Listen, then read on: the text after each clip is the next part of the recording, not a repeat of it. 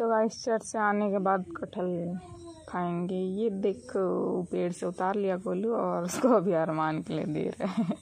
थोड़ा सा सड़ा हुआ कटहल था तो उसको फाड़ के देखते हैं कैसा है अंदर में और खाने में कैसा लगेगा। तो चलो खाएंगे अभी। तो ये देखिए थोड़ा सा इसके अंदर में वो रहता है लठ, क्या बोलते हैं उसको पता नहीं, देहाती भाषा में लठ है, लठ। कितना सुंदर है, वाओ।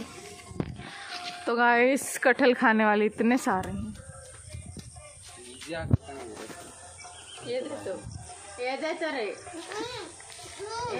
कौन कौन खाया है कटहल कमेंट करके बताना। तो गाइस ये जो बंदा है गुलुआ राम पटेल मेरा भाई, ये 30 ठो खा गया। कटहल खा लिए लूनी। ए बाबा, हाँ हो गया। ठग दिए बाबा उतने अच्छे ना।